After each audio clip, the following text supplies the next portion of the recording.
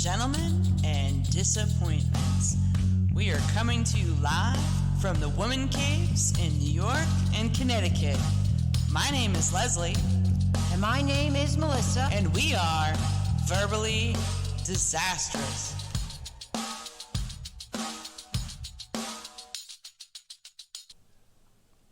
Hello, everyone. The topic of discussion is how I managed early construction as a woman. When I reflect on first becoming a female electrician, my career path was chosen when I was a teenager. It all started when I went to my dad to the recruiter's office in the mall to find my career. My dad had to sign my documents for the military since I was 17 years old and considered underage. I had taken the ASVAB back when I was 16 years old in the summer before my senior year. I had chosen the U.S. Navy Seabees since my aunt and uncle are veterans. The bonus is having a job I can use in the future as a civilian. My goal was to also make good money and have a retirement. The recruiter was rattling off some job openings for me. I remember hearing a choice of being either a construction electrician or an airplane mechanic on an aircraft carrier. For whatever reason, I didn't remember the other options. Perhaps that was because I narrowed it down to deciding between two great options.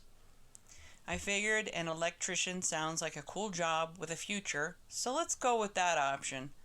I remember the recruiter telling me that the program was intense. I was under an impression that I was strong and smart and could tackle anything thrown my way. After all, my dad used to remind me of that very often. I had spent a few summers in my dad's truck shop, helping to clean up, sort hardware, watch him work on the trucks, and even drive the 18-wheelers into the bays myself. I even got the opportunity to drive an 18-wheeler on the main road. That work had given me such a huge boost of confidence. It didn't occur to me at the time when I made the choice that I would have to choose a path that would give me many challenges to face. I didn't think that I was entering a, quote, man's occupation. I thought I was smart and strong enough to accomplish anything I put my mind to doing. I faced the challenges, worked hard to learn, and changed some minds along the way. I spent my boot camp in Orlando, Florida, fresh out of high school. Oh, what an idiot. Let me tell you, I came from a coastal town with mild weather in Oregon. I had never even been on a plane before. I had never been to a tropical location. I remember getting off the plane, being hit with heat and humidity. It was like, oh gosh, what the hell? I remember thinking how terrible the moisture felt on my face. Oh, I'll never forget that feeling. In hindsight, I'm grateful that my dad used to push me with the running each night during my senior year. Being fit helped me to adjust to the heat and humidity from June to August. I remember girls falling out from the heat during our daily runs. Some girls had to take an ambulance since they were so dehydrated and physically distressed. The hard work during my senior year also helped me to win the Iron Woman competition from my company of 89 women. People from the military will know what that achievement is. I took great pride in those bragging rights. I remember competing with an African American girl named Bratcher from Harlem, where we were doing clapping push-ups at night before bed. I was a kid from a sheltered home life and didn't know about the whole white versus black thing. I saw the women in my company try to segregate themselves, and I didn't understand why. After all, I vibed very well with these Southern girls who were tough, and the tough girl from New York. I didn't feel the need to follow these people's cliques based solely on external similarities. I am still that way to this day. What can I say? I was an absolute beast with my fitness at the time when I graduated boot camp. I started learning how to lift weights my senior year. Prior to starting, I had no idea how naturally strong I am. I remember leg pressing my max at 550 pounds and bench pressing at 220 pounds by the time I graduated. I had absolutely no clue what I was capable of doing. I have a plaque on the wall in my high school for bench pressing the most for women. I got word from someone in my family that it is still in my high school gym. Once I graduated from boot camp, it was time to head to Port Hueneme, California for A school. I learned about electrical theory and how to climb 45-foot wooden utility poles with gaffs and climbing gear. Now that was a physically demanding task. I remember my nickname was Pickles in A school since it pokes fun at my maiden name. I remember the trainers yelling at me, "Go Pickles!" while pole climbing. Each time, my shirt uniform was absolutely soaked from both fear and physical exertion. Once you're done with climbing, you go with your class and run 5 miles each day after climbing sessions. While climbing, you inadvertently use your upper body to hold the pole, which is an unnecessary waste of your upper body. The upper body soreness is intense. There were 8 women in my class, and only 3 of us made it out of the A school for graduation. By this point, I did not experience any pushback on my career choice. The program was very physically rigorous, and if you got through it, you were meant to be there. I got my papers and went over to Guantanamo Bay, Cuba for my first duty station. The military base really feels small and isolated with the fence surrounding the base after a period of time. I originally intended on retiring from the Navy after 20 years. I met my husband. He was a U.S. Marine on the base, and my plans changed drastically. We got engaged only a few months after meeting, got married, and found out I was expecting my first child. I requested to get out of the military and was approved, to my surprise. I relocated to New York with my new family. I worked for a little bit for a non-union shop. The hours were long, and the particular light retrofit work forced us to work overnight. That made life rough for a mother with a newborn, let me tell you. I applied and got into the union known as Local 3, IBEW, and became an apprentice not long after applying. The apprenticeship is paid training and lasts for 5.5 years. You also go to school at night on your own time and learn electrical theory. The contractors collectively pay for your education.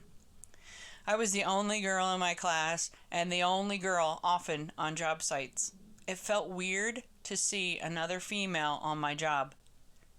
By this point, this is the first time where I really felt the tentacles of discrimination. I would sit in class and the guys would totally ignore me, not interact, and not even look my way. I felt somewhat uncomfortable, yet I didn't give up. I was dirty from the job and found a shower at the college, cleaned up, and went to a second job after class ended. In hindsight, the classmates probably saw me dressed up with makeup and didn't think highly of me. I imagine that their first impression of me, since I came to class clean and dressed up, was that I was looking for a husband and not trying to work. I had to pick up 2 and 3 jobs for a few years to survive after my husband died 6 months into my apprenticeship. Boy, did that event totally throw me off my game. I had given myself a week off from work after his death. I wiped my nose, picked myself up by my bootstraps, and used work as a means to occupy my mind. For a few years, I worked at least 2 jobs and had worked as much as 120 hours per week. This was when my first job was working overtime. Oh, I love the overtime. I had a second job that was flexible where I worked on the telephone, calling people up until midnight, selling products or services on the West Coast. My son went to stay with family for a bit so that I could work the hours and try to catch up. As a first-year apprentice, I was making $9 an hour and pulling $265 a week and paying a babysitter $150 a week. For the first few years, I felt like I was working pretty much to pay the babysitter. I can only imagine what it's like for a person on minimum wage to not expect a big pay increase in time. The big pay increase had given me hope that this struggle was only temporary. I remember so many times wanting to quit, pack up, and go back to live with my family in Oregon. I had no furniture in my house, and I had to put things on layaway over time to acquire basic household items. I felt like a walking zombie where I was endlessly tired. I used to fall asleep at the wheel during red lights. I can say that I know how to budget, cook from scratch, cut corners in my household, and get the most bang for my buck. I can multitask like it's no one's business too. There are some positives to any struggle that you face in life. I didn't say anything to my classmates. I just mentioned it to my instructor and apprentice director of the tragedy. Years later, that omission is something that my classmates grilled me about not sharing my struggle as a widow. I looked at it like you males think I'm weak and not worthy of even being here amongst you. I would think that that sentiment would be fueled even further by seeing me crying about becoming a widow. I had car problems a few times during my apprenticeship. It was rough, since I needed to travel over 100 miles a day to get between both jobs and home. I had asked a classmate I figured lived near me for a ride. It took a lot of courage to even ask for help. He turned me down, so I got home the best way I could. I did a ton of walking when I endured car problems. The funny thing is he felt guilty about it later on. I hold no grudges with anyone. Holding on to any kind of negative energy is not good for my soul. I did a ton of walking back during that journey and burned some calories. In hindsight, it was good for me considering I was eating a super carb-laden cheap diet of rice and pasta. Once in a while, my mother-in-law would help me out with things if I was struggling. She didn't owe me, and I love her dearly for her guidance and tough talks. Sadly, my parents didn't bother looking my way to offer any help. In all fairness, my mother said I could move in with them. I wanted to stay put, keep my house that I had bought, and finish my apprenticeship. My journey has indeed made me the strong person that I am today. I learned the art of sarcasm, ball breaking, and sharp retorts from watching my coworkers go back and forth with each other. As the young woman on the job, the guys would either try to totally ignore me, say smart-ass stuff, or take me under their wing. I learned early on that showing my humorous side was a good way to break the ice and make the guys feel more comfier around me. I remember trying out my ball breaking skills at my first work Christmas party in the bar with open bar. One of my coworkers, named Steve, was bringing drinks to some women in the bar, and being such a ladies' man, Steve walks toward me with women flanked on both sides of him. I act like I'm just meeting him for the first time and approach him with open arms to give him a hug. I say, "Hey, Steve, how are you? How's your kids? How's your wife?" All of a sudden, the work crew around me collectively burst out laughing. They drown out Steve's retort, and the shock mixed with a smirk on his face was priceless. He yells at me in a playful manner, "You're mine on Monday." Of course, I retort, "But I'm working with Anthony on Monday." Boy, did that exchange loosen up the crowd. Our general foreman was tickled with the exchange. He approaches me and says, "That was good." From that day forward, the guys were more willing to have chats with me. It was that moment where I learned that humor was the key to fitting in with the work crew. I experienced my first layoff and had to say goodbye to the crew. This wraps up Part A, Episode number 12, How I Managed My Early Days in Construction as a Woman. Feel free to head back over to the podcast platform of your choice and look for Part B to finish the story. For more information, head over to our website at www.constructiontales.com. Thanks for listening to us here at Verbally Disastrous, and have a great day.